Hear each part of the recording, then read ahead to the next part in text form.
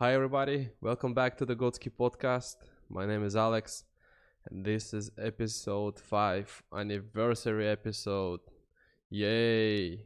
And I'm trying to keep up with the ideas I have in my mind. I actually started to write it down on just notepad, of course, on a mobile notepad, because that was kind of great idea in my mind to use real notepads, and I really believe that it's important part of our brain development, or maybe even idea itself development, if we write it down by hand, because it takes you more thought process, because you're actually looking at what you're doing, and you keep trying to make more more calligraphic, better writing.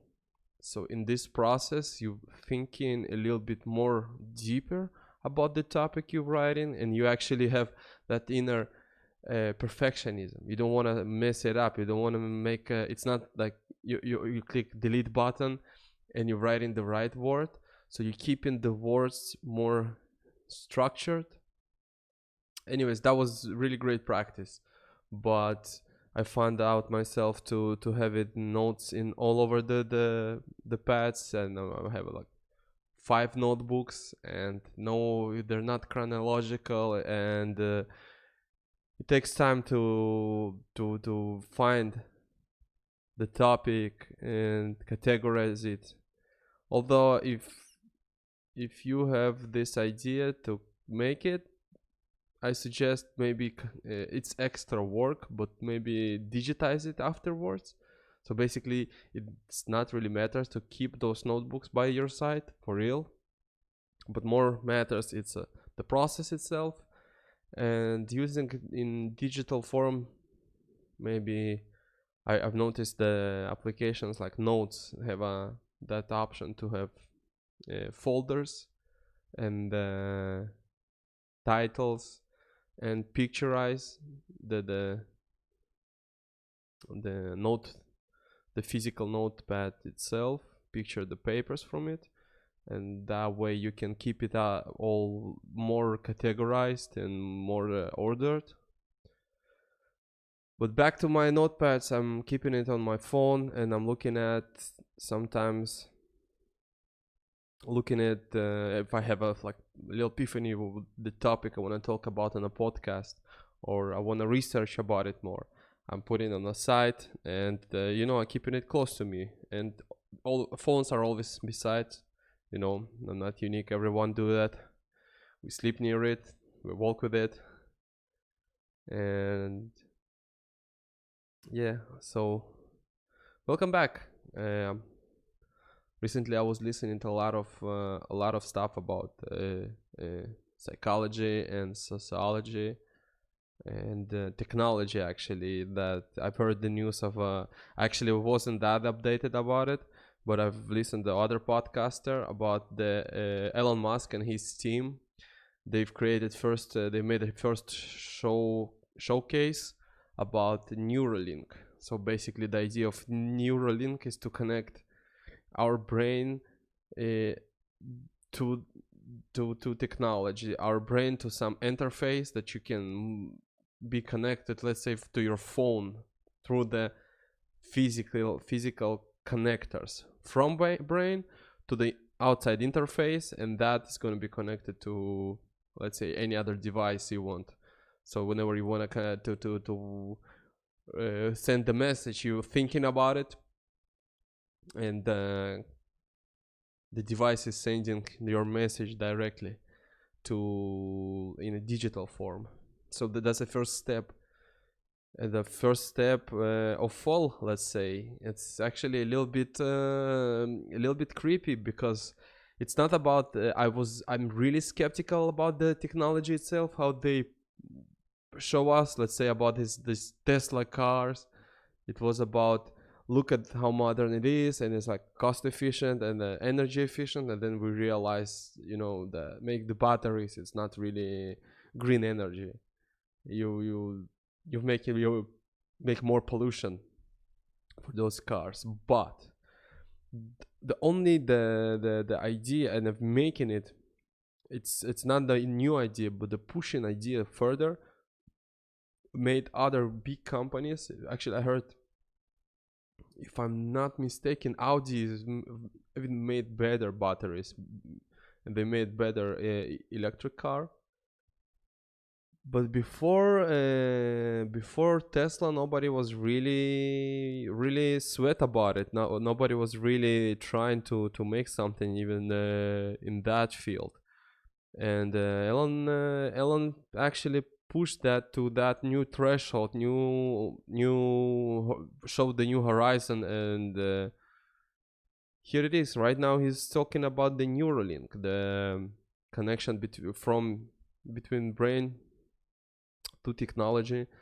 I was skeptical, still a little bit, but there was a working showcase of there was 3 peaks. One peak had a link connected.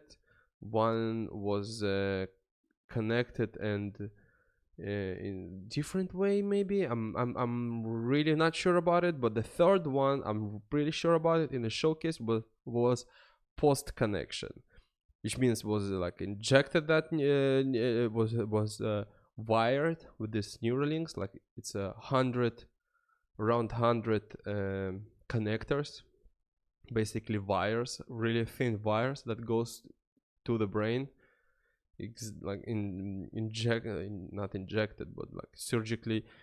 He said specifically it's going to be a robot that making really precise connection to your brain, and it was post removed. Basically, she was basically fine and functional, and it's really good idea to show that you can put it or you can remove it and there's no side effect about it.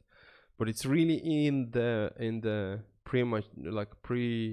pre-birth of technology. But what's interesting, that every idea Elon was taking, failing a lot, really failing, but the technology itself was taking a new toll. The people who's working around those Neuralinks actually will come up to him now and show their ideas, and wow, everyone wanna get paid by Elon's company.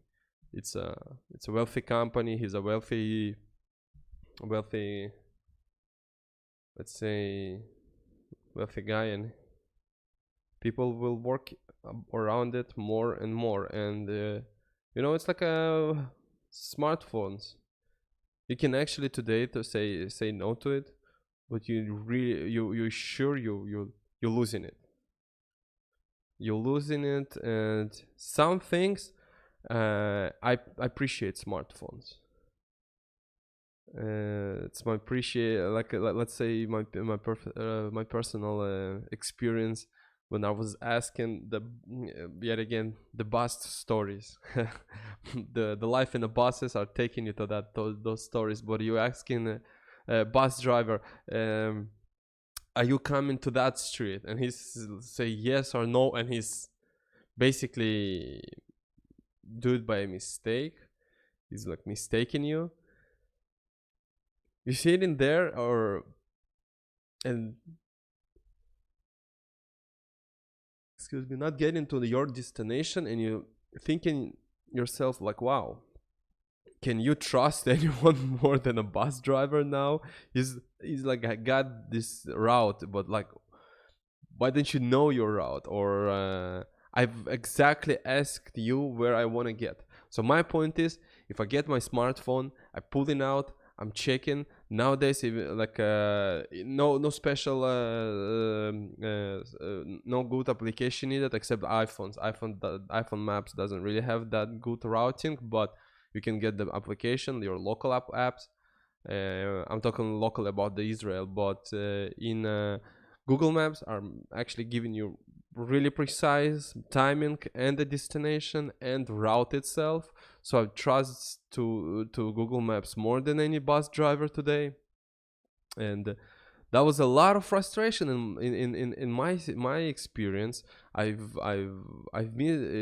was usually, I was when I was asking a bus driver about this location, I was usually stressed out myself. It was usually coming to a new location, which was like a job interview or important meeting, and you already stress out, and this situation just adds up to you. So let's see what those technology take us, and what's the benefits or what we're gonna lose about it. Certainly we're gonna lose that human interaction more and more, because you can directly connect to their device.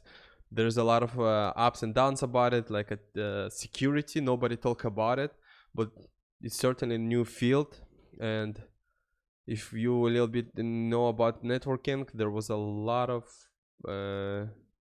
pushback over IPv6, and actually people not really was taking that technology serious. But today I've noticed it's really taken further. And first of all, as soon as the technology came out, the right people showed the security problems, and it's gonna hold a lot of new technologies like Neurolink, that if people with really smart people will show what's the problems with those technologies, especially about security. We're talking about you can hack phones nowadays. So how secure is gonna be if people were gonna hack your brain? I'm pretty sure you're not gonna be happy about it. I'm pretty sure some people are actually gonna be happy about it. Like people was asking me if they coming up to me and they say, you know about technology a bit. What sort of application I can download on someone's phone so I can read their messages? So first of all, wow, it's not the curiosity about the technology. The guy is asking me, especially it's a guy asking me to help him to be even more creep than he is. What do you mean hack someone's phone? Are you like you know what his ethics is? It's not you coming up and asking me, can you help me connect free to the Wi-Fi? And that's one of the dilemmas. And it's a gray field, but coming up and asking about hacking someone's phone, nowadays is like, you understand, it's a black field. It's the so bad to even ask it. I don't know, that's really creepy. It creeps me out even to hear the question like that. There's a people around us creeps like that. So we're gonna keep our eye on this technology, and it's of course it's gonna take years now. It's gonna take a lot of time, trial and errors. But is this gonna be new talking topic about technology that control us? Because today the most important assets you can get is human behavior. It's the most valuable asset today. It's our behavior, because by that you can determine what product to give you, and even how to make you feel in a certain way to buy this product. It's really fascinating, because there was a backlash about Facebook that they had this algorithms that were making you throwing at you like bad news to make you feel really down and insecure. So they noticed the product and the ads grow, like advertisement were worked better when you're feeling bad. So they were manipulating your news feed for that. And there's a lot of talk about the TikTok that was recently banned in US. They were talking about what's the let's say what's power it has over people's minds. Of course, there was like trends and memes inside, and I've noticed there's algorithms that working for you to throw at you what you're interested in. Even advertisements there was really simple. They were seeing you young and single. They were throwing at you once in a while dating apps. More than that, maybe some big campaigns like big companies was making their campaigns for the TikTokers. That I've seen that one, but they not really was into your behavior patterns for selling. There was more.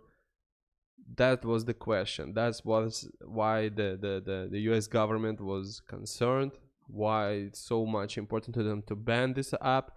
They not was really understanding what's the idea of this company, what's leading this company, and what's hold this company to actually push the product.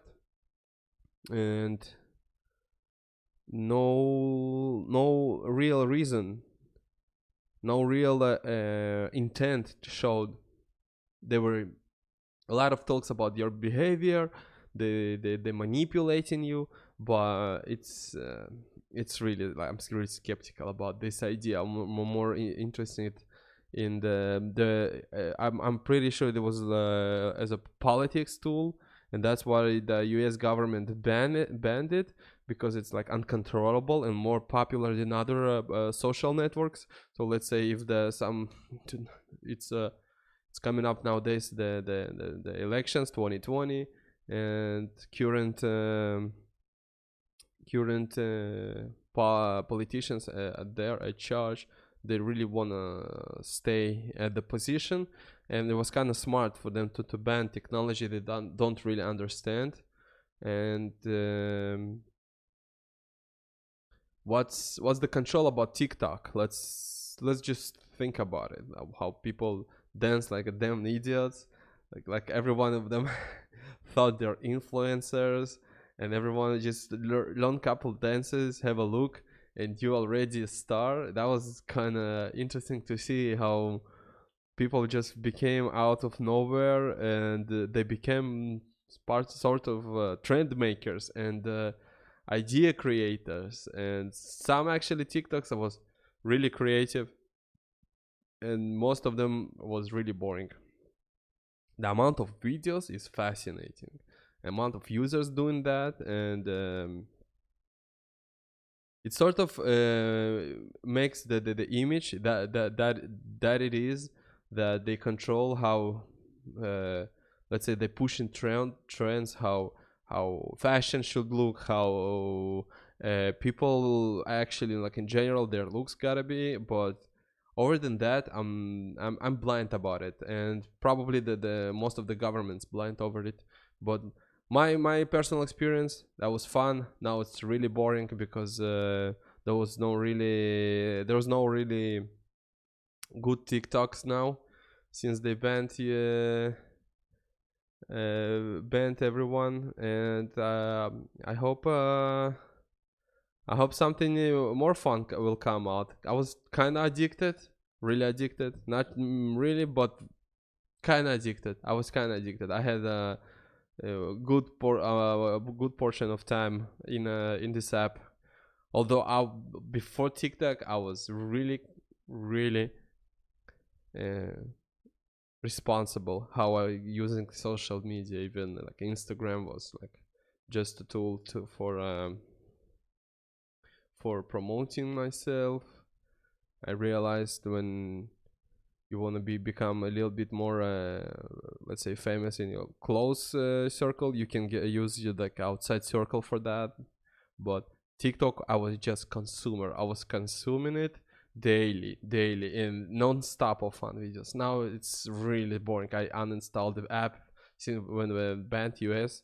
The most of the content makers, like fun content makers, gone, and nothing like will really interesting coming up lately. So bye to TikTok now.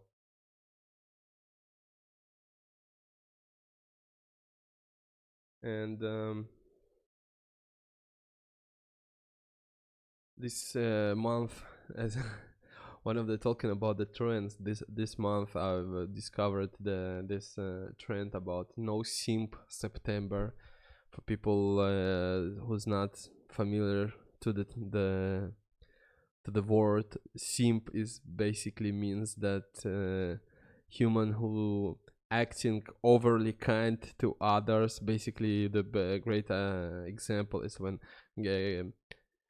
guys trying to be extra nice to girls to gain their sympathy, basically to gain their attention or get into a relationship with them, but even they ignoring the fact, like obvious fact, that they are have no chance, or really they've been like proven that they still been just used, but they still keep making it. Or even simp are very popular amongst online users, because like simps been called people who send generous donations to popular let's say streamers, streamer girls looking good, or like Instagram girls that looking good, send them their money for like no actual physical gain, except like to feel yourself better about sending money. Anyway, this month the internet announced no simp September. So it's actually kind of funny, because it's pretty working. As soon as internet as a hive mind decides something, they actually go into it deep. There's like let's say squads of people from different angles coming up to this. You can get the people who's like to make all day memes, so they put all their effort because it's trend. As soon as any trends coming up, as like no simp September, you just see people making memes, you see people making stories, you see people making videos and reviews, and they review on their reviews, and it's become, from some silly idea, it's just become a real trend. It's become a real movement to do that. So that's wild to notice how much we are became like intern globalist hive mind. Because like how do I know about this?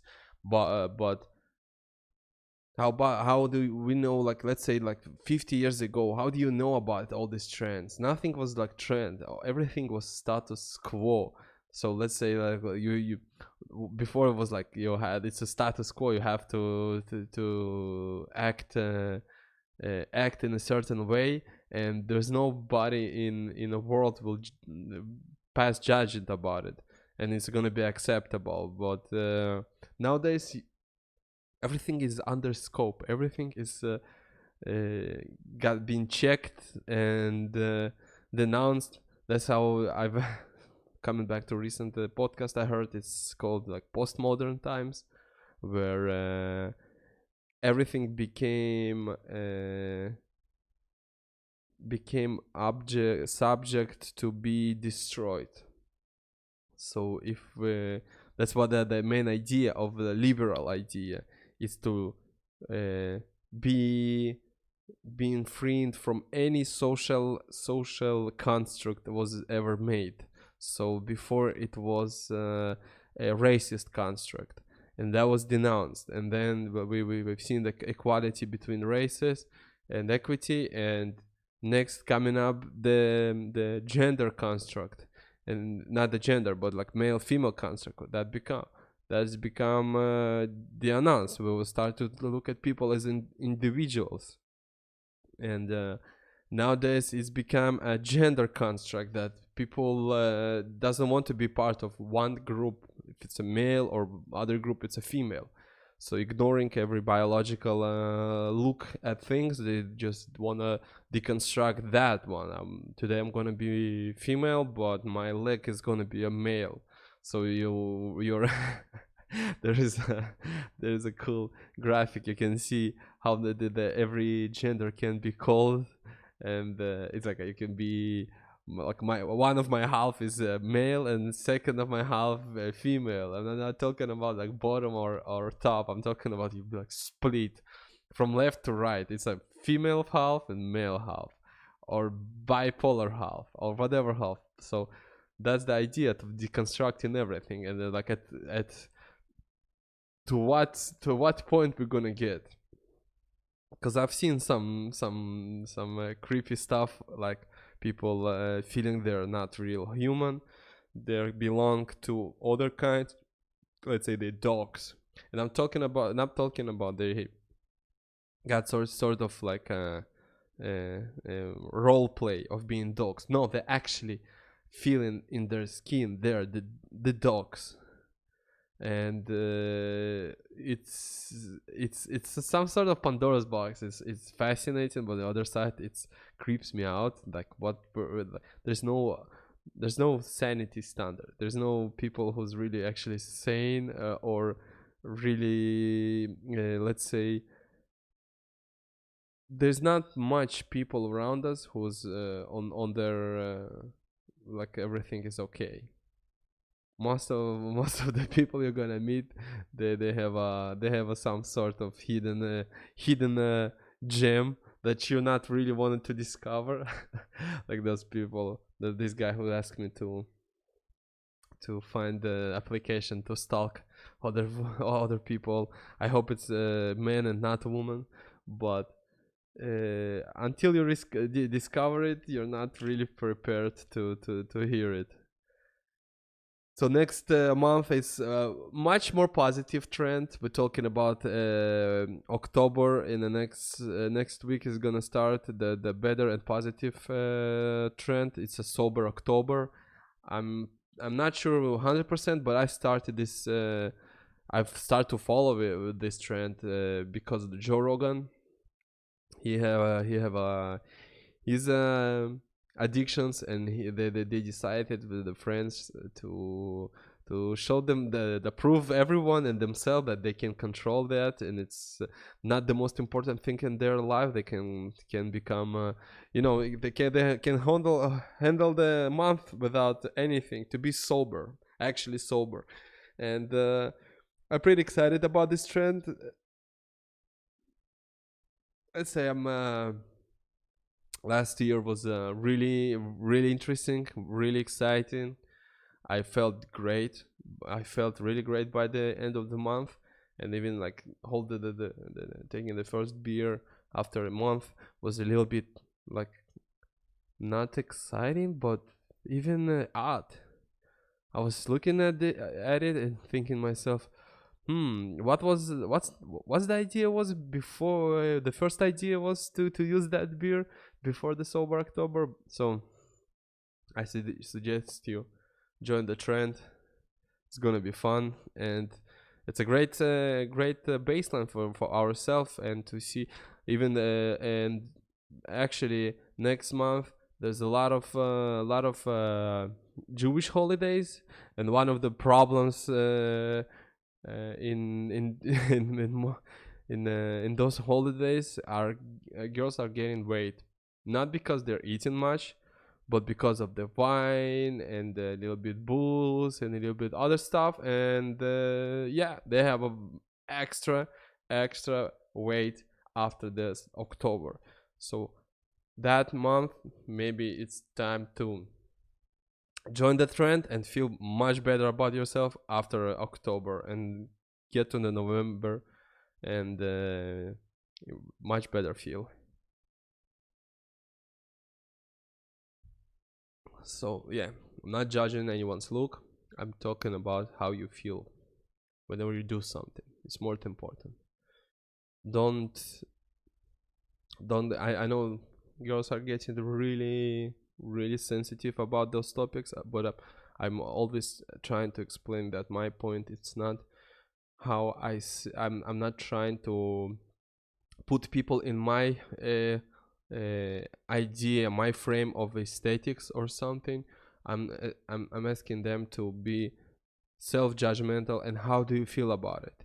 If you let's say I've gained extra weight, okay, And looks wise, that's all right. Not really, it's not really looks bad on me or something. It's not real extra some crazy weight, but now when I'm getting I'm not flying over steps between floors, but I was felt like when it was much not much, but I was less heavier. And this is the point where I'm saying myself, hey, it's time to come back to that better feel I felt when I was flying over the steps. But let's say about surfing, it's not really bad issue for me. I'm feeling the same at my surfing sessions. I feel even I have a little extra power to paddle.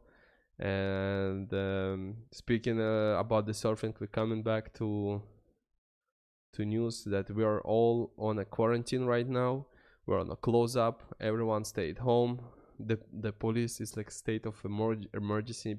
Police is driving around, checking your mask, checking where you're going, where you're from, and I'm glad they've kept surfing as activity, allowed activity. You're not allowed to be in a surf club, but you're allowed to come to the beach and take a and surf, which is great.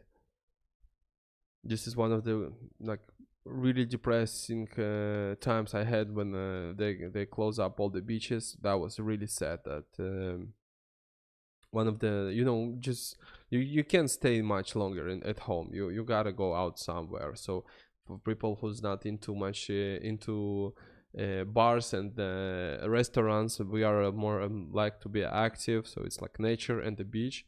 So I'm glad they've kept that, but I'm still not 100% sure what's going to be next week after the holidays. Let's see if they're gonna really be important, like they're gonna hold the quarantine or something. But I'm gonna make it to the beach. I'm gonna make it to the surf next session. I'm gonna update if I'm get fined for $1,000 or not. And it's wild to be in a mask. One of the great benefits to be in a mask. The only benefit to be in a mask is kind of nasty benefit I felt, but it's like my guilty pleasure. Whenever every surf session I have, I'm coming up with a nose full of seawater. Full. I'm not talking about like couple drops. I'm talking about I have a raindrops from my nose. It's wild. It can take hours after hours to come back from just out of nowhere. I'm going to work. I'm working in the middle. I need to bend, and I'm bending, looking at something, and then suddenly, like in front of people, my nose just like raining, just raining from on the floor. And nowadays, the only benefit it nobody noticed. I actually can walk and be face full of snots and seawater, and nobody will gonna notice it until I'll get too much annoyed about it. But it's funny, no seawater it knows. I was actually asking the doctors what can I do about it, and he's like what can you do about it? Nothing. Maybe try to clean it out, but more than that, close your nose when you're falling in the water, which is like possible, but most of the time I'm not gonna keep doing that. And it was the doc was a real professional. He was like laughing about this issue because it's actually fun for him to hear those complaints in his field. And he actually was trying to help me about it, but no, there's no go about it. So nose full of water, it's a part of surfing. And I can feel it. If I had a real great session, I got it a lot. But most of the, like in the times it was chilled sessions, I'm coming out of water really clean. And I'm talking about. I was talking about the writing notes, which is an interesting topic. It's not even from a notepad, but what's interesting about writing notes idea with the by hand? It's active creativity. I call it active creativity because you're really participating in a process. You're not making, like, sometimes you be in a process and making stuff, and you think you're thinking, but you're really not. You're just using the thoughts and idea you've had before. So what's the difference? You can actually, whenever you actively thinking and actively using creativity, you getting tired after 10-15 minutes of this type of activity. You need a real break. You feel, wow, I was handling something. So that's the best example I can give you. But let's give the simple example. You can start, if you wanna learn to draw.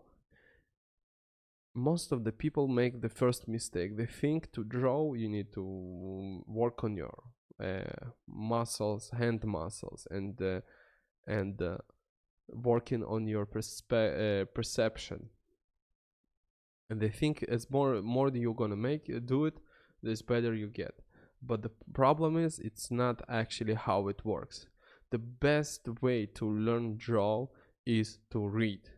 What I mean, whenever you read the right material about the drawing, it helps you tremendous. It helps you in a way you will never imagine. You can draw in 3 years and be really bad at, let's say, an understanding of landscapes or human anatomy or human skull. Human skull is the best example because I had my experience to learn to draw it. I was thinking, if I'm look more at human face, I will, and try to copy it, it's gonna come to me. But there's a lot of details we missing. There's a lot of details we don't see as we looking at someone's face, even like live. There's details you cannot catch it with your eye, because that's sort of our like perception limitation. But if you understand the human anatomy, you not really need to look at their face a lot. That's what is fascinating. The people who's copying other people's faces the best, they barely even look at them, because they take a first glance, and by the glance they understand how the structure their human skull, because there's a like type of faces that you can understand, you can learn about them and create from this like you building library inside your brain. So that it's not about your hand movement, or the more you shade with your hand, you will have a more precise shading lines, which is true. The shading lines are, but it's just part of your art style. But coming back, but surfing, okay, I was thinking about, yes, there's an important part in surfing. You gotta take a lot of surf, like you gotta take a lot of waves. But to get to the point of taking more waves, it's starting from the shore. You start to learn. I had actually had a, that was like a little bit while ago, but like let's say a month ago. But I had experience to have a like sit down with a pro surfer and have a lesson from him, and he explained, which I'm saying right, his